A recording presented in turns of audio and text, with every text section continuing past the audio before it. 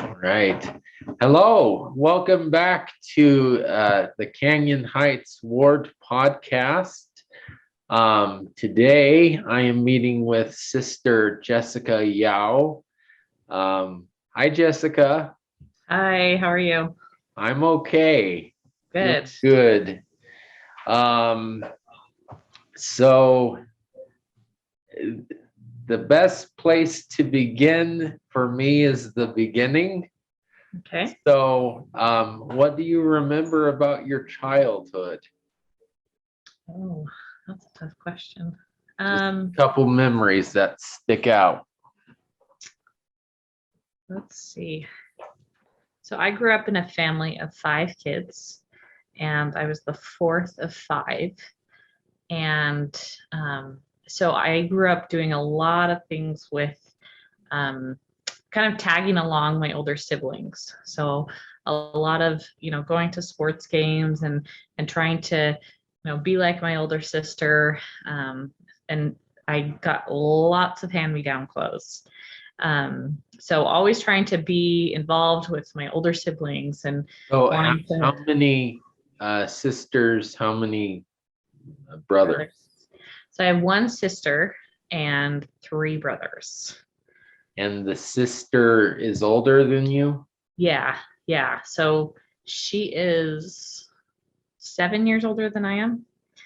So she was in college when I was like in junior high, I think. And so I thought she was really cool, which she is. Yeah. But always trying to kind of be like my older siblings. We were always involved in sports and music.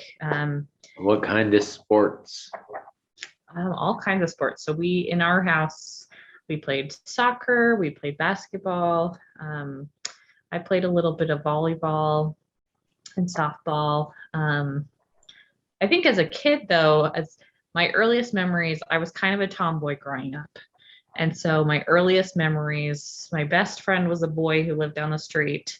And so we would go and build forts and do all sorts of crazy things, throw rocks at cars, which was a terrible idea. Yeah, doesn't sound good at all. No, we got into lots of trouble. But those are my earliest memories. I was a very big tomboy. Yeah. So hence playing sports with my older brothers primarily. And This other boy, were you old enough to have a crush on him, or did you? No. That was No, no. not This yet. was like kindergarten, first grade. Okay. Thought we were going to be best friends forever, Cool. So but we had some good The memories. crushes started pretty early in life for me. Yeah, mine were not, because I was such a tomboy, and so I just thought that you could be best friends forever. No, you can. I think that's a gospel principle. Yeah. Though maybe not with the childhood friend. Yeah. Well, I found another best friend, so. So where were you living when you were born? So I was born in Provo, Utah, and grew up there. My family moved once just across town, but otherwise I grew up and kind of was raised in Provo until I left for school. I guess you didn't go to BYU then. I went to BYU, Idaho, because I wanted to, everyone stays there and goes to BYU, and I wanted to be different. And so I went to BYU, Idaho. Okay. It was good. Colder, but good. Yeah. Yeah, me, I did a little soccer growing Okay. up as up until middle school. Yeah. Was not a sports guy, but I That's all enjoyed right. playing volleyball whenever we went to our neighbor's house and things, and so Yeah. yeah. So growing up, you're in high school. What kind of person are you? What are your interests? What electives are you taking? So, like I said, I was in sports, and so I played sports year round.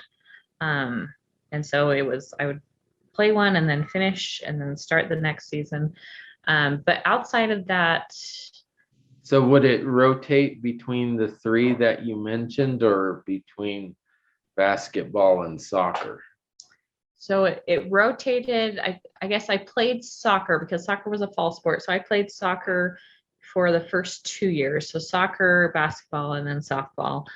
Did that for 2 years. And then I think my junior year is when I played volleyball Okay. instead of soccer. And then my senior year, I was working a lot more. And so I just played softball that last year.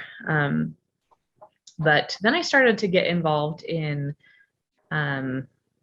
more. I really enjoy art history on the side. So I love art. I can't say I'm an artist. I mean, I paint and do things for fun and because I like to be creative. But like art and graphic design, that was something that was really fun for me in high school. So I took a lot of those electives and did an art history trip after graduation. Design, that means on the computer, right? Yeah, yeah, yeah. So I would design cards and stuff if for family members, and I don't know if I was good, but I really enjoyed it making That was things. a class at school, graphic Yeah, I think high school. it was, yes, it was. There was a graphic design. We did like silk screening. So you design things for t-shirts and sweatshirts and stuff. So Cool. I designed a few of those for our school clubs and things like that. So it was fun. It was kind of that creative side. I had a class that was kind of like that, sort of. It was called Smart Lab. Okay. We got to know software, and like one assignment was bring in a box of tissue paper, Kleenex, and draw it using paint. Oh, like the software paint. Yeah, the software paint. Oh, Uh, cool. the really, really old school software that no one uses but is on every Free computer. computer. Yep. So Yep, for sure. It still probably is, I think. yeah. So now you can do 3D things in it too. Yeah. I'm sure it's changed a lot. It was kind of a, yeah, I remember using paint at one point.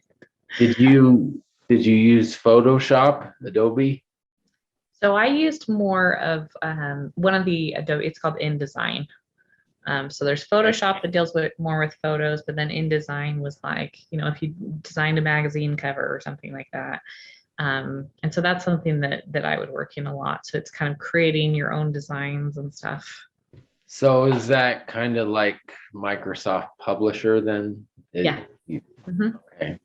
Yeah. It's like the Apple version or the Adobe version. Used that my parents went out to Ireland when I was older to pick up my brother David from his mission. Okay. And before they left, my grandma, we had Irish heritage, and she loved bears. And she said she gave her bear, one of her bears. By the time she passed on, she had like 300 bears. Oh my goodness. Yeah, it's a lot. But so she gave one of her bears to mom and said, take it with you to Ireland, take pictures, and then it's like I'm there in proxy. Oh, okay. I've seen that. That's cool. Yeah, so they did that, and then mom gave the pictures to me, and I made a calendar out of it using Publisher. Yeah, that's cool. That was fun. Yeah. I've made some Christmas cards and birthday cards, and it's fun. So I enjoy that. Sometimes I'll make things if Mike ever has to plan an activity or something, he always says, "Hey, can you make the invitation for this?" Because I really enjoy that. yeah. Because I do work at publisher and I like it a lot. It's kind of a simpler version and much more user friendly. So yeah, kind of fun to create things. So that's what I did a lot in high school. Kind of artsy things and um, And as yeah. far as friends, it was all pretty much sports related. I think so for the most part. I did all of there was a group of about 10 of us from junior high that stayed friends all through high school. 10 girlfriends I think I played sports with 6 or 7 of them. Just, some we played volleyball together and some we played basketball together. And so largely it was friends from sports. And then a few of them we had classes together but primarily it was friends around the neighborhood. So we all lived Okay. within about 5 minutes of each other. So we could walk to each other's houses and stuff like that. So it was really fun growing up. We play night games a lot and, kick the can and things like that I don't know if you play anymore, but We did that. I was living in Rio Rancho at the time, and this was so my 20th high school reunion, if it occurs, would be this summer. okay. Rio Rancho 20 years ago, there was a lot of open space, dirt. And so we'd go out there and play kick the can and other activities, and which just petrified me with the OCD and being out in nature in the dirt, and you're trying to crawl. I didn't crawl very well. I'm just Well, like, maybe you were one of the fast ones that didn't have to crawl. You could run and kick the can.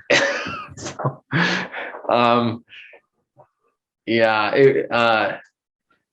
I was very tepid with those activities, but I enjoyed being with my friends. Yeah. And the cute girls that were there. Hey, sometimes that's how you get the boys there. So Yeah. So I think you said something about music. yes, I did. What did I do? So I played string instruments when I was really little. So I played the violin before I could play the piano because my mom was a piano teacher. And so she, of course, wanted us all to be involved in music. So I started playing the violin when I was, gosh, I think 4 or 5, when I was like too little to play the piano. So I started playing the violin and I only played for about 2 years. How are you big enough to play the violin, but small enough to, oh, I guess you can't reach the pedals? Yes, you can't reach the pedals and your hands aren't big for the octave. So like Catherine Decker in our ward, I think she's 4 or 5, maybe. She might be a little bit older, but I was about her size. So I was playing the violin. And then I had there was a gal in our ward. She actually used to play the cello for the Mormon Tabernacle Choir on Temple Square. She was one of the main cellists. And I thought the cello was really cool. And it was a beautiful instrument because my parents, we'd go to the symphony sometimes. And I always loved the cello. And so I actually started taking cello lessons in grade school. Took them for a few years. And then I don't remember what happened. I think so during this, I also was playing the piano. So piano and cello. And then eventually I decided, hey, I was involved in way too many things.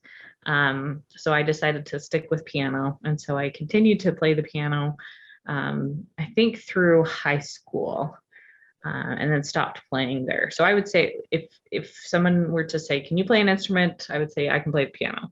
I wouldn't claim to be able to play the cello or violin because it's been years and I would definitely need to relearn that. So yeah. My dad got a cello when I was in high school and was taking Okay. lessons for a while. Oh, Yeah. It's such a pretty instrument. I still love cello it's, music. yeah. So Okay, so you graduate from high school and you go to BYU, Idaho. mhm. Um, and how much colder is that than Provo in the winter? Ooh, it can be a lot colder. So the coldest day that it got there was, I think it was negative 23 degrees when I was there. And it was like 3 feet of snow. And I thought for sure they were going to cancel classes, but they didn't. And it was so cold that you'd walk outside. If I had wet hair, my hair would freeze. I would get icicles in my hair, and oh, it was very chilly. So you made sure your hair was very dry Yeah. before you left, or Yes, okay. yes, for sure. Yeah, so that was my least favorite part, was being there in the winter. But if you could swing it and go during the summer semester, it was fantastic. Yeah. Really pretty, and but yeah, I was there in the winter, and For that me, was cold. I couldn't stand the cold in Provo when I was there. It was Yeah, just like in the snow, just kept coming down. There was like 2 or 3 days where it kept snowing. yep, And I'm from here, and so if it snows, it finishes at 10 yep. a.m. and It's then all it melted. all it evaporates by 2 p.m. Right, and exactly. and I still don't like that cold. Yeah, no, it gets Provo was it would get chilly sometimes, but it never near where it was in Idaho. Were you So fortunate enough to have a car, or did you have to wait at the bus stop? I was close enough. I didn't have a car my first year because I remember that day that it was negative 23 degrees, and I worked in the religion department. I worked for one of the secretaries as a TA, and I had to walk to campus. And because I worked in the religion department, I had to wear a skirt. And so I had to wear a skirt, and I was freezing. So I had pants, I had sweatpants underneath my skirt so that no one could see.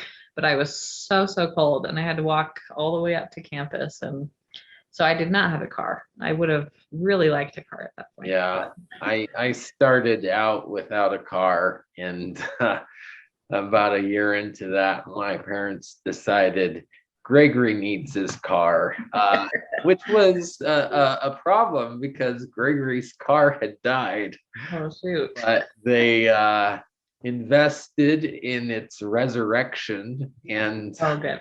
Good. brought it up, and life was so much better after that. No, Uh, it makes a difference for sure. so my mom made this huge poster with a map of the streets there in Provo around BYU, and it had all the bus route things on it. It was extremely detailed, Oh, that's and awesome. uh, it, I received it the same time that I received my car. Oh, pretty much. perfect. So, and That's a good mom right there. had a very limited use, uh, uh, but it was good. Yeah. You could tell she had spent a long time on that. Oh, So that's awesome. yeah. That's really Um, so what role has missionary service played in your life? so let's see. I went on a mission when I was 20, I think I was 23 when I went on a mission. So at the time, that's when sister missionaries went when they were 21. Mhm. Um, and that was also a time where there weren't a lot of sister missionaries. Right. We were kind of few and far between. Now it's definitely changed. There's a lot more sister missionaries, and when they're younger. But yeah, at the time, I remember turning 21 and thinking, okay, if I'm supposed to go on a mission, I'll go on a mission. If I don't feel like I need to go on a mission, I'm not going to go. And turned 21 and felt like that's either it's not the right time or I don't need to go. So continued to finish my schooling, and I graduated, and it was my last semester. And there was one day where I was trying to figure out what I was going to do after graduation about a month or two later. And I was making plans, and the whole day kind of all of a sudden had some different kind of strange experiences that was very clear that I was supposed to go on a mission. And so I went on a mission. It was after I had graduated from college. And so With the graduated. Yeah. So graduated, and then about a month later went into MTC. So I went to Houston on my mission, and it was a Spanish speaking mission. And so I served in kind of the southern parts. It was very, it was really cool because there was a lot of, no. So we were all in Houston, and it was just all the southern parts of Houston. Cause I think there's 8 missions in Houston. That's a lot for one city. There were at least 4, I think, at the time. There was like a Houston East, a Houston West, and Houston South, and then the regular Houston. And then there were some in surrounding areas. Yeah. A lot. So I was in the Houston East mission, and loved it because there were people from all sorts of. We got the advantage of meeting people from Mexico, we had some from Cuba, we had some from Puerto Rico, and some from Honduras. And so it was cool because we got kind of the language, but also we were able to experience different cultures and foods from all sorts of places, which was really, really neat. But yeah, so finished, I did a year and a half. What was your favorite food on your mission? So there's a few different things. You could even break it up or down into the different ethnic varieties. So from Mexico, I did love the street tacos. But I feel like everyone loves the street tacos. But I actually really like tortas. So they're like in a bun, and like some steak tortas with avocado, and those are my favorite. If I had to go to like a food truck or an authentic Mexican restaurant, that's what I would probably get. From Honduras, I really like they're called baleadas, and so it's like almost like it's not a tortilla, but it's like a flatbread with it has like refried beans and some eggs, and I don't know what they put in it, but it is delicious. Beans and eggs. Yeah. Huh. And so it's kind of like a breakfast food. Oh, and then they put some cream on it. So that's one of my favorites. I really like pupusas from El Salvador, I think. Okay. And that's where they primarily eat those, but those are probably my favorite. Cool. So, but I will eat any sort of. I love Mexican food. It's probably my favorite. Yeah, I have a very American palate. I have a hard time with spices and different tasting things. In my brain, if it tastes funny, it puts out adrenaline and makes me think I'm in danger. Yeah. But so whenever I go to Mexican restaurants, I always get the same thing, and that's the bean burrito combination plate. That's okay. Well, beef and bean. So not a bad option. Those find something good in each restaurant, but yeah. So any special experiences on the mission with people? Yeah, there's lots of them. I'm trying to think of some specifically. I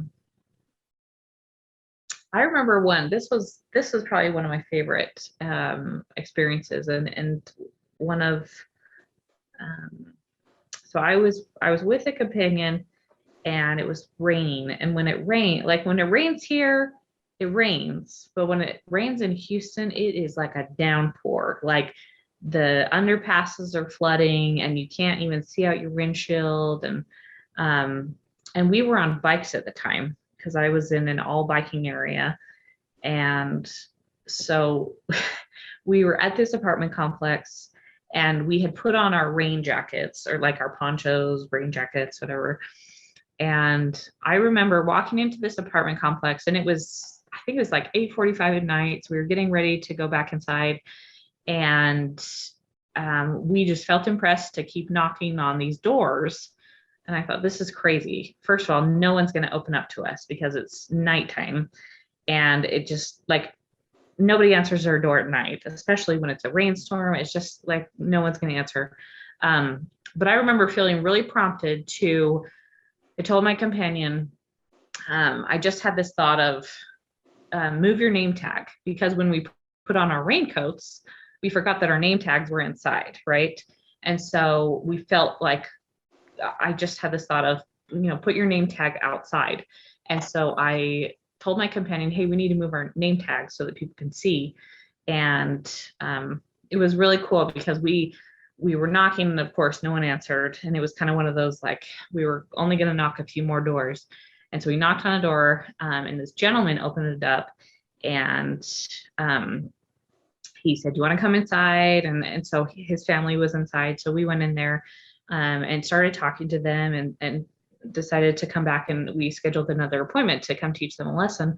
And he told us later, he said, I heard the knock at the door, and I usually don't answer the door, but I looked outside, and I looked on your badge, and I saw Jesus on there, obviously with lots of other words with our names and the church's name and all that. And he said, and that's what made me open the door. And it was really neat because I remember thinking, oh, that was definitely Heavenly Father guiding us in that moment. And so we ended up teaching him, and he got baptized, and was a huge transformation. Someone who went from kind of having a very different lifestyle of partying and drinking all the time, and that was basically every day of his life, completely turned it around, and just is a fantastic example of what the gospel can do. What about the family? So that was his. So he was alone. He lived with his brother and their family. So it was his brother and sister-in-law and their two kids. She was very, very spiritual, went to a different church, and she was actually, we grew to be really close to her, and they would come to everything. They would come to the ward parties, and they would come to baptisms and things like that. I don't think she ever ended up joining the church, but she was just a good, Christian woman, and the husband too. The husband had no interest in church stuff whatsoever, but he started to come after he saw what kind of the transformation that his brother had made, and so he started to come around, and it has since. I don't know if he's joined the church or been baptized, but I know that he's definitely been much more involved in church things since then. So. Okay, so you get back from Houston, back to Provo. Yeah. How long are you there before you move? So let's see, when did I get back? December. So I came back from my mission, and because I had graduated from college, like 2 months before I went on my mission, I came back with really nothing planned. I was actually really scared to come back, because I thought most people can come back to school or can come back to a job, but I had neither. And so I was really nervous to come back to kind of what post-mission life was like, because I really didn't know what I was going to do. And things fell into place for me to get into graduate school at BYU. Okay. And so I got in that semester. So I was there, it was a 2-year program. So I was there for about 2.5 years. So I guess backing up just a little, I didn't ask, what was your major? So my bachelor's was in human development. So it was marriage, family, human development. Okay. And not a lot of career options with that, just straight out of a bachelor's degree. A lot of times it's a good segue into, social work or marriage family therapy or, different things like that. But just with a bachelor's degree, there's not a lot that you can do. And so that was another reason where I thought, I'm not sure what to do with this. But again, I loved my major and loved what I learned. I felt like everyone needs to learn about this, about humans and people and, all sorts of things. So like biology and psychology and sociology, all those things. Yeah, it was a little bit of all of that. Because we would take different classes on, we'd take child development, we'd take take classes like family and socializations. And we would take statistics class because a lot of it is research. We take some psychology related classes. I'm trying to think. Okay. Like aging class. I remember I took a gerontology class on aging, and that was really fascinating. And so just kind of we took infant development classes. So learning about all the stages of life and how we as people interact with society, with different cultures and all of that. Okay. And then you're doing your graduate studies. What's that in? The So same. I did, no, so I actually I got my MPA. So it's a little bit different. There's an MBA, which most people have heard of, which is a Master's of Business Administration. And so that's obviously for folks who work in business and the private sector. Right. And then an MPA is basically the same thing, but it's for the public sector. And so it's governments and nonprofits. Okay. And so that's what I did for my graduate degree, was an MPA. Okay. When did you meet Bishop Yao? So I met Mike, let's see. I met him when I had come down here to New Mexico. So right after graduation, I was recruited by Sandia, came down here and was here in the singles ward. And Nob Hill. Yep. Right. Yeah. Yep. So we meet at the Institute building, and I had met him. I was there for a few months, and he was here doing his residency. And I met him. He was the ward mission leader at the time. He'd been the ward mission leader for a long time, and he was always really good. He would every summer we would have all of these interns because everybody comes for Sandia or for pest control or security or whatever. So we'd always have this influx of people, and also all the students would come home for the summer. So when he was the ward mission leader, he would invite some of the people who had been in the ward for a long time, and then he would invite all the new people over to his apartment. He was in this little teeny apartment, but he would invite all these people over and say, hey, we're going to have brunch. And that way some of the new folks could, get acquainted with people, and just so that people could get to know each other, because we all kind of felt weird coming to a new ward, and you didn't know who was new and who'd been there. And so it was really, really good opportunity for us to kind of be more united as a ward. So that was the first time that I got to know him, was when he invited me. He said, hey, I noticed you're new, and come over and get to know some people. And then that an immediate crush? I actually, no, we were friends first. Okay. I actually was dating someone at the time, and then things didn't work out. And Mike was, I just thought that he was like one of the nice guys. And so he started asking me out on dates, and I didn't know they were dates. I just thought he was a really nice, I thought he probably feels bad for me because I just broke up with this boy. And I thought he's so responsible. He's always on top of things. He's always, serving people. I just felt like he had it all together. And I thought there is no way he would be interested in me. So he was asking me out on these dates, and I kept having to cancel because I was trying to be involved in so many things because I was new and living by myself. And so I thought I'm going to be a hermit unless I get involved in choir and, sports teams at work and different things. And so one day he said, "You are the hardest person to ask out on a date." And that's when I realized, oh, he's been asking me out on dates. He's not just being a nice guy. So then it finally clicked, and I gave things a chance. And so the rest is history. We dated for about a year and a half after that. And it was so fun. We had a lot of fun here in Albuquerque, and lots of exploring New Mexico together. So what years roughly? I moved here in 2015, I think. Okay. And I think I was 26 or 27 at the time. So I was in the Eubank ward, like 2009 to probably around 2014, 2015. Oh, so we probably just missed you then. Yeah. Yeah. Or you said you were in the Eubank ward? Okay. Yeah, because we were in the Nob Hill one.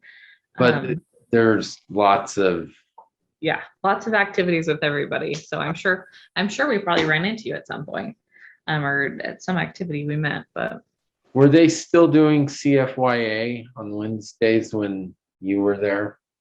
I think they had stopped doing that because I remember hearing that, but I didn't know what that was. And so I don't think they do that anymore. Just food and talking. Sounds like YSA. Yeah. You make food and they come. It did, if I remember right, it was a concept that came from Europe, and trying to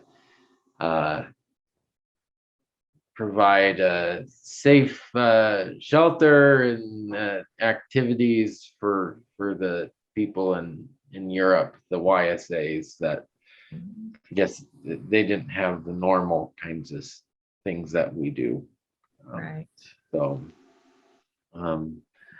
yeah. And I loved Eubank. Eubank was awesome. So that was a good time in life. It was. But so get married, and then when did the little one come around? So he was, let's see, we got married and moved to Cincinnati the next week. And then we had Ezra about a year later, I think. Ezra? Yeah, Ezra. Cool. And yeah, so he was born when Mike was doing his fellowship over in Cincinnati. Okay. Yeah, I think it was a year after we got married. So switching gears somewhat, to talk more about God, what has nurtured your testimony the most during your adult life? What has nurtured my testimony?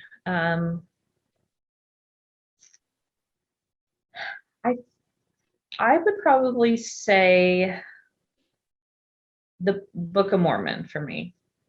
I think, so I would say a pivotal time for me was on my mission, when I really started to understand the role of the atonement, specifically that the atonement isn't just for our sins. Because kind of growing up, it was like, that was what it was for, right? Mm-hmm. And I think after really studying and understanding and teaching about it, I started to really understand that, oh, it's so much more than that.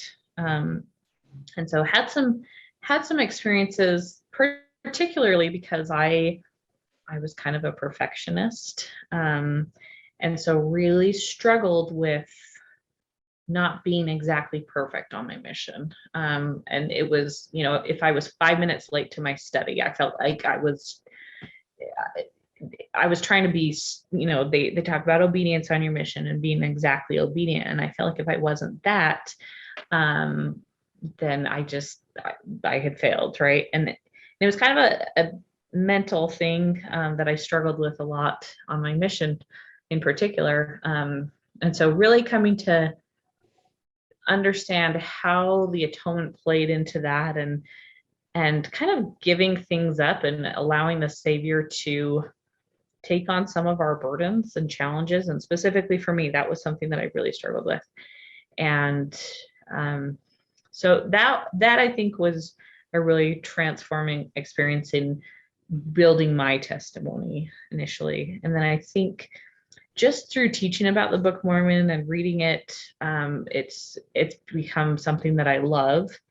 And I think for me, I have learned that whatever, because I've had a lot of friends who have struggled with things in the church or have left the church, mission companions who left the church. And I think for me, it comes down to the Book of Mormon has been a pivotal thing, because when I read it, that's where the Spirit comes into my life. And that's where I feel God's love. And that's where I'm reminded of not only who Jesus was, that I think we really get that sense in the Bible, but I think more specifically, the Book of Mormon really allows us to teach us how we apply the atonement and what Christ's atonement does to how we can apply the atonement in our lives. And so I would say, as I've read the Book of Mormon and continue to study it, that's always been something that nurtures and strengthens my testimony, because whatever happens within the church, with people, with whatever, anything that could potentially sway my testimony, it always comes back to, I know how I feel when I read the Book of Mormon. And I have no doubt that that's true. And so that kind of strengthens my testimony of God and Jesus and Joseph Smith. Kind of like we talked about how it's, the keystone. That's probably been the case.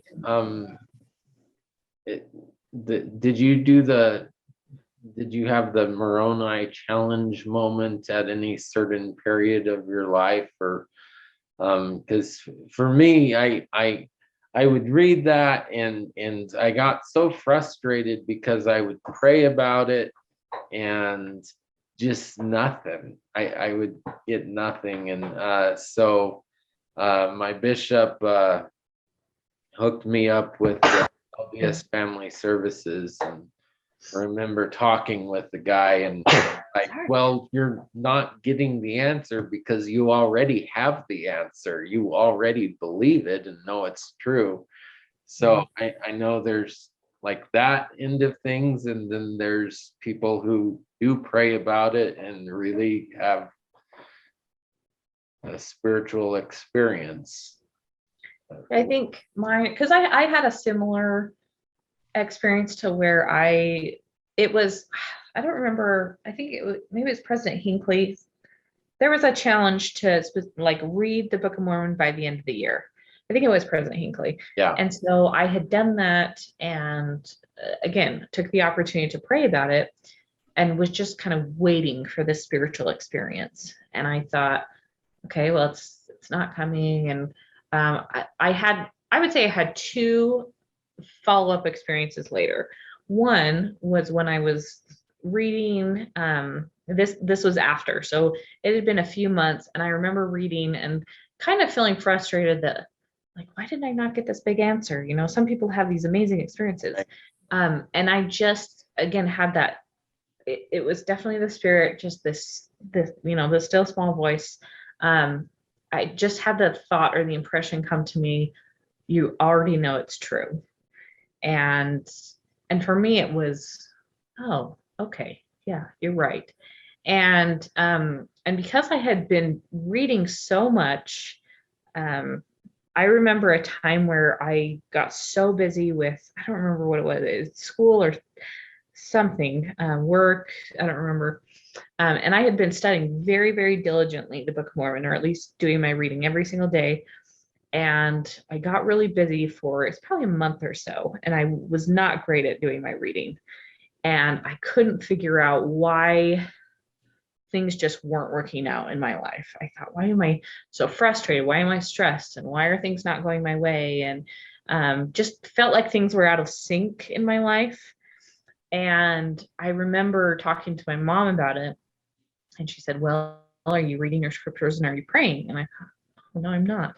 And so I started reading my scriptures again and immediately noticed a difference of things just went better. It wasn't perfect, everything didn't go away, but I just felt like I had the strength and I had the ability things just went smoother in my life.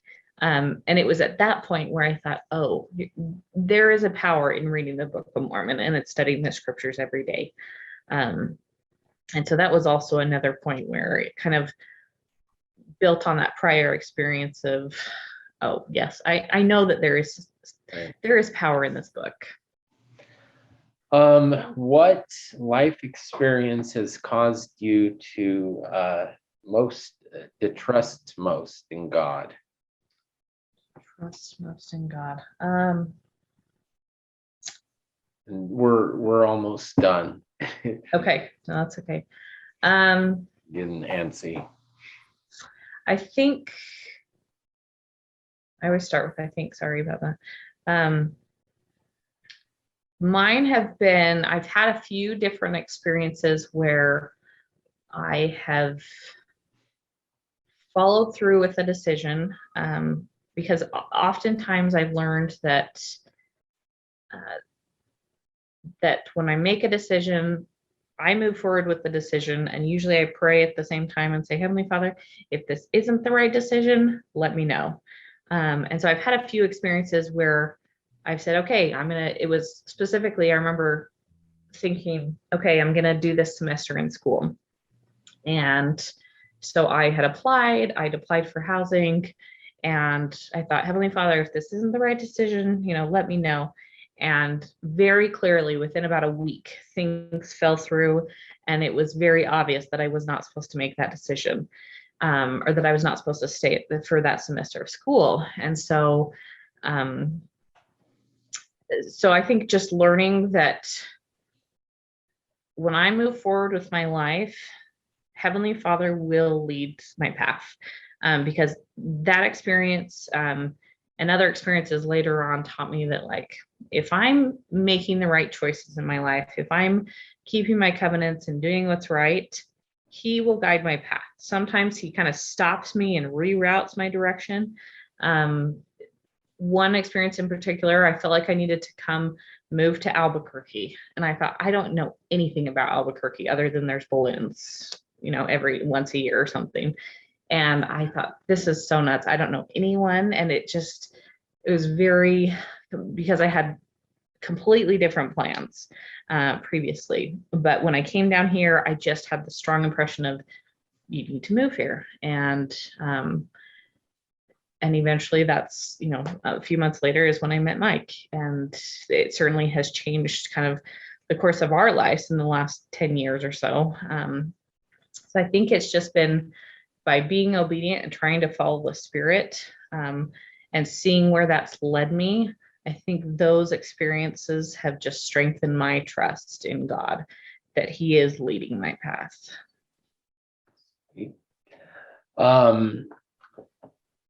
Before I ask the last question, is there anything else that you would like us to know about yourself? Any story that's sticking out that we haven't touched on or anything? I can't think of anything. All right. Then the closing question is, if you could send one message 100 years into the future for your posterity to hear, what would it be? That is a big question.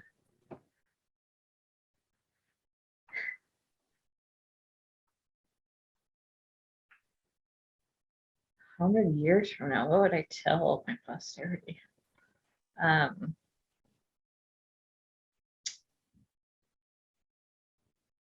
I I would probably say the first is to stay close to God, because the world continues to change and to get to be a scarier and more confusing place. And I think the closer that we stay to God and His path, the easier it is to navigate. So that would be the first thing. The second thing would be to be confident with who you are and to be happy with who you are, because I think as people we tend to compare ourselves to others. We tend to think the grass is greener on the other side, and wish we were different. And I think I certainly am, not the wisest, not the oldest in the room, but I think that what I've learned is um, to really learn who you are and to be comfortable with it. Be comfortable with your strengths and your weaknesses. And as we are confident with who we are, I think that's where we can be a better contributor to society. We can better serve in the gospel. We could be better tools if we can acknowledge and say, this is who I am, and I love who I am. So I would probably say those two things. All right. Awesome. It's been great meeting you. We've never talked before. So, Yes. my bad. No, that's okay. But it's Thank you. been a pleasure meeting you. And that does it for this episode of Okay. Canyon Heights Ward podcast. Names still pending. Sounds good. Well, thank you, Gregory. We'll talk to you Bye. later. See ya.